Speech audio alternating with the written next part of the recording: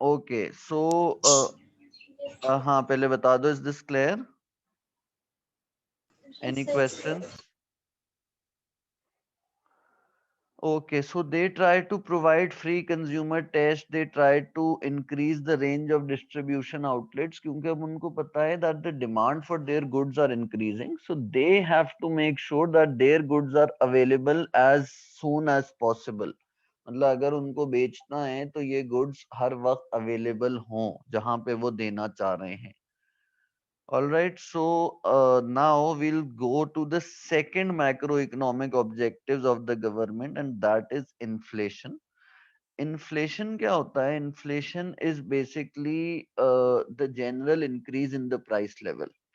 अब जब हम general increase की बात करते हैं तो हम बात करते हैं स्पेंडिंग पावर की. स्पेंडिंग पावर का मतलब मैं आपको थोड़ा सा एग्जांपल दे देता हूँ कि अब जब हम 90s की बात करें, when we were very young, so अगर मैं 100 रुपए लेके मार्केट जाऊं और मैं बोलूं I want to buy Coke, so Coke की प्राइस थी 10 रुपए and we could have bought 10 cold drinks in that 100 rupees. बहरहाल आज के टाइम में व्हेन वी टॉक अबाउट 2020, अब पता नहीं, आई एम नॉट श्योर कि 20 रुपीज की वो शीशे वाली बोतल आती है, बट लेट्स से कि वो 20 की आती है. तो क्या हो रहा है कि उसी 100 रुपए को अगर मैं लेके जाऊंगा, so I can buy only 5 bottles of coke. ठीक है, तो इसका मतलब है कि आपका स्पेंडिंग पावर ऑफ मनी जो है वो चेंज होता जाता है, और with the same amount of money you can buy fewer goods. So what we're trying to tell during inflation, we're trying to show you that the value of money has fallen, and this is mainly because of the rise in inflation. That is the increase in the average price level of goods and services, which results in the fall in the value of money. अभी किसी को basic चीज पे question है, inflation क्या होता है? Any problems with what we talking about right now? Yes sir, नहीं सर मसला तो नहीं है, I just want to know something. पूछो. जब इन्फ्लेशन राइज होती है तो हमारी मुल्क में मतलब इकोनॉमी को कोई मसला होता है या नहीं होता? क्या हमारा अच्छा, इन समथिंग देखो, हम सब. We will definitely talk about this later, लेकिन मैं आपको थोड़ा सा एक आइडिया दे देता हूँ कि क्या मसला हो सकता है. देखो, जब आपकी इन्फ्लेशन राइज करती है उसका मतलब है चीजें महंगी हो गई. जब चीजें महंगी हो गई और इनकम वही है, उसी तरीके की है, तो लोग गुड्स डिमांड नहीं करेंगे क्योंकि उनके पास जाहिर है इतने पैसे ही नहीं है. जब वो गुड्स डिमांड नहीं करेंगे तो फिर क्या होगा? जो कंपनीज ये गुड्स देती थी उनके पास डिमांड कम होगी, तो उनको सप्लाई कम करनी पड़ेगी. सप्लाई कम करनी पड़ेगी तो वो क्या करेंगे? वो वर्कर्स को ले ऑफ करेंगे. फिर जो हमने पूरा एक सर्कल पढ़ा है, वर्कर्स ले ऑफ होंगे तो उनके पास पैसे कम होंगे, वो बाकी गुड्स डिमांड कम करेंगे, तो ओवरऑल कंट्री का रिसेशन में जाने का चांस हो जाता है. और ये चांस कहाँ से शुरू हुआ है महा? ये चांस शुरू होता है बूम से. बूम इज द पीरियड जहां से इन्फ्लेशन स्टार्ट होती है. Okay, yes sir. ठीक है, we will like further discuss this, but this was just a basic idea कि हमारी इन्फ्लेशन से क्या क्या प्रॉब्लम्स हो सकती हैं. Okay, now when we talk about inflation का एक ऑपोजिट भी होता है, and that opposite is deflation.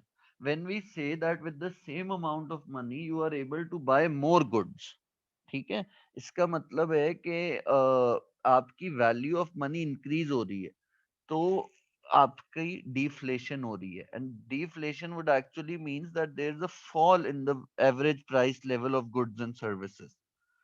Okay, तो अब आपके पास मतलब ये बहुत जरूरी नहीं है कि ये हर दफा हो रहा हो. ये बहुत कम होता है कि आपके पास इन्फ्लेशन की जगह डिफ्लेशन हो रहा है.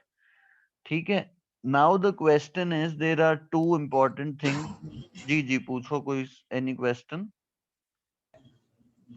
सर होती है डिफ्लेमेशन पाकिस्तान में जब पेट्रोल जो है वो उसकी प्राइस डिक्रीज भी करती है इंक्रीज भी करती है, सो या होती ओके, है डिफ्लेमेशन ज्यादातर. that is a different thing actually. That is not deflation, that is disinflation. I'll tell you that too. वो पेट्रोल की प्राइस का the system is different, so I will tell you वो वाली चीज भी, but let me first continue with this, then I will tell you ये क्या होता है। अच्छा, इन्फ्लेशन को मेजर कैसे करते हो? इन्फ्लेशन को मेजर करने का एक इंडेक्स है, उसको हम बोलते हैं CPI.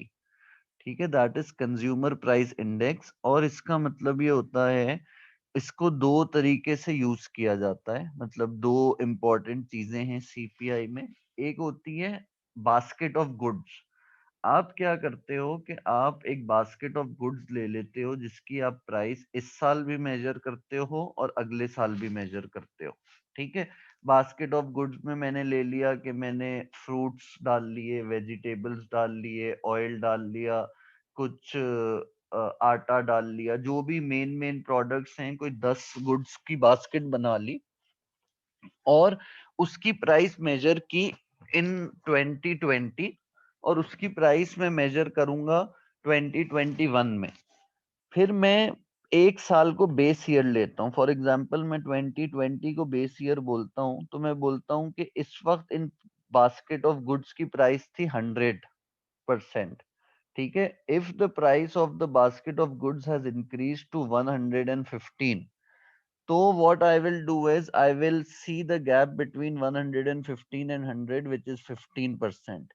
So I will say that the inflation rate is 15% in 2021. ठीक है, दो चीजें मैंने बोली। पहली बात ये कि एक बास्केट ऑफ गुड्स होते हैं, बास्केट ऑफ गुड्स सेलेक्ट कर लेते हो, उनकी प्राइसेस और उनको वेट्स असाइन कर देते हो। जैसे मुझे लगता है कि फ्रूट्स को ज्यादा वेट देना चाहिए वेजिटेबल्स से, ठीक है, ऑयल को सबसे ज्यादा देना चाहिए।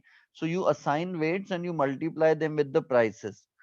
उस प्राइसेस को आप जब एड अप कर लेते हो तो आपके पास एक बास्केट ऑफ गुड्स, मतलब एक प्राइस आ जाती है 2020 में, एक आ जाती है 2021 में। So the difference between the two becomes your inflation rate. और मैंने बताया आपको, you would not be actually questioned कि आप ये निकाल के बताओ, बस आपको एक नॉलेज होनी चाहिए थोड़ी सी कि ये क्या है। तो ये बहुत ही बेसिक है कि आपने बास्केट ऑफ गुड्स का डिफरेंस निकाल लिया इन टर्म्स ऑफ परसेंटेज, और जो बेस ईयर है वो 100 होता है हमेशा। 100 से जितना डिफरेंस होगा, that is your inflation rate. अब मुझे बताओ, any question on this?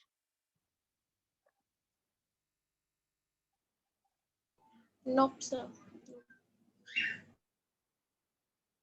Okay, so moving further, अब आपको क्वेश्चन आता है व्हाट कॉजेज इन्फ्लेशन। तो हमारे पास जो है ना, वो दो बड़े इंपॉर्टेंट कॉजेज हैं। एक होता है कॉस्ट पुश और एक होता है demand pull. Cost push inflation क्या होता है? कॉस्ट पुश इन्फ्लेशन ये होता है कि आपकी कॉस्ट ऑफ प्रोडक्शन इंक्रीज कर रही हो। ठीक है, कॉस्ट ऑफ प्रोडक्शन कहाँ से इंक्रीज करती है? When I started off this topic I talked about factors of production. Factors of production हमारे पास क्या क्या है? Land, labour, capital, enterprise. So all these are your cost. When we talk about that the cost of producing these goods and services have increased, उसको हम cost push inflation बोलते हैं। अब अगर मैं बोलूं कि लेबर की वेज रेट इंक्रीज हो गया, तो अगर वेज रेट इंक्रीज हो गया है तो प्रोड्यूसर ये नहीं कहेगा कि भाई कोई बात नहीं, वेज रेट इंक्रीज हो गया तो मैं खुशी खुशी ये पैसे उसको दे दूंगा और मैं अपने पैसे नहीं बढ़ाऊंगा। नहीं, उसने ये सोचा हुआ है कि मुझे 25% प्रॉफिट कमाना है। तो अगर मेरी वेज रेट इंक्रीज करी है फॉर एग्जाम्पल 1,000 रुपीज से, so what he will do is he will pass that 1,000 rupees simply to the consumer. अगर वो टीवी बना रहा है फॉर एग्जाम्पल और टीवी 55,000 का पड़ रहा था with the labour rate normal, और 1,000 रुपया बढ़ गया, तो ही विल से कि लेबर के 1,000 मैं नहीं दूंगा, वो कंज्यूमर देगा। So that 1,000 rupees will be given by the consumer, और आपका टीवी 1,000 रुपये महंगा होके 56,000 का हो जाएगा। ठीक है, क्लियर ऑन दिस?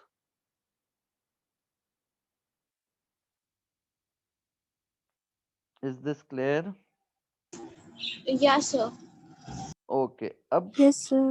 ये सिर्फ सिर्फ डिपेंड इस पे नहीं करता लेबर पे, it also depends upon your exchange rate policy. अब जैसे आपका हाई एक्सचेंज रेट पॉलिसी का मतलब है this could be assisted by higher interest rate set by the central bank.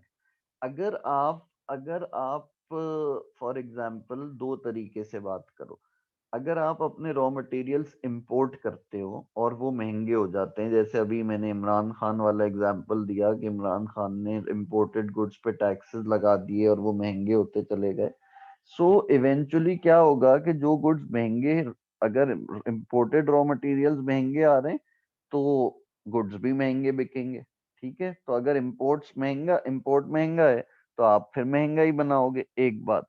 दूसरी बात ये कि अगर आपका इंटरेस्ट रेट ज्यादा है, that means the rate of borrowing is more, तो that becomes a problem to.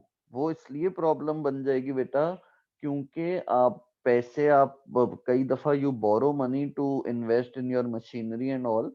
So when this becomes expensive, you will somehow have to make sure that you earn this money कहीं से तो ना। और वो कहीं कौन सी जगह है? You will pass this burden on to the consumer by making the goods expensive। तो consumer will have to pay। ठीक है, ये आपका क्या नाम है, कॉस्ट पुश इन्फ्लेशन होती है। अब इसका बेसिकली इन्होंने जो वो बनाया हुआ है आपका बॉक्स, उसके अंदर इन्होंने बोला cost push inflation.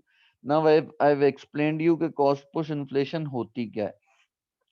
Government and central bank की पॉलिसीज क्या होती हैं, इसको बेसिकली कंट्रोल करने की पॉलिसी क्या है? High exchange rate policy.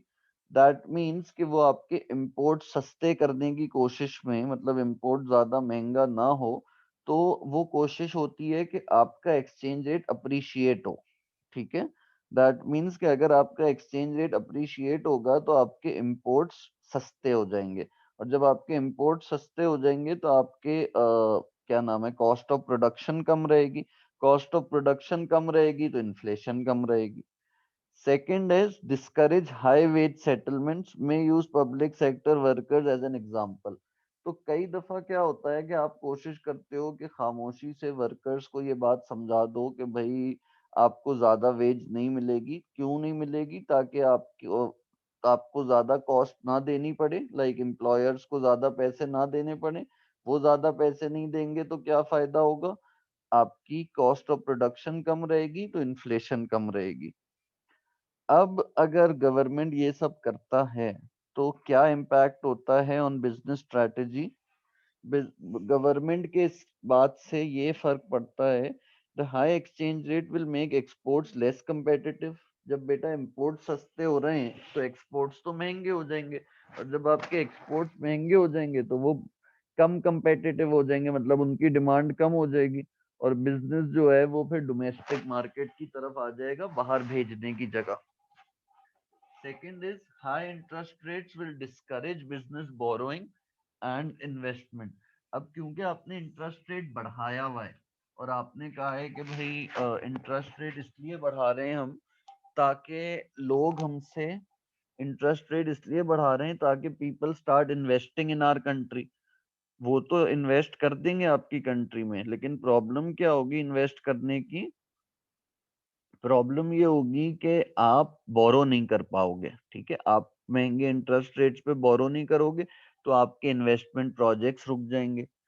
Third is consumer credit will also be discouraged. अब आप कंज्यूमर्स जो हैं वो आपके गुड्स डिमांड क्यों नहीं कर पाएंगे? क्योंकि इंटरेस्ट रेट्स इतने हाई हैं कि वो मतलब वो ही पैसे नहीं बोरो कर पाएंगे बैंक से, तो वो कहाँ से खरीदें?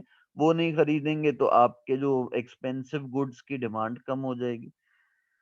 Last is businesses are unlikely to be influenced by government views on wage settlements। ठीक है, बहुत सारे बिजनेसेस जो हैं वो इस बात पे अग्री नहीं करते कि वेज हम गवर्नमेंट के हिसाब से दें। They will pay what is needed to attract and keep staff. इसका मतलब है कि वो अपनी मर्जी से देंगे, और इस चक्कर में बिजनेस मतलब they will charge according to their own plans, government के मर्जी से नहीं चलेंगे। ठीक है, is this clear? Cost push inflation। Sir आज सारा चैप्टर कंप्लीट Yes, करने का? sir. सॉरी। आज सारा चैप्टर कंप्लीट करना है क्या? हाँ नहीं, सारा चैप्टर नहीं, this is the last thing we doing, क्योंकि ये चैप्टर बड़ा है, so we need to yes. Sittings. अच्छा, अब जल बल्कि यहाँ एंड कर लो और मुझे ये बता दो, टाइमिंग्स का जो इशू था, I did not write it on the group.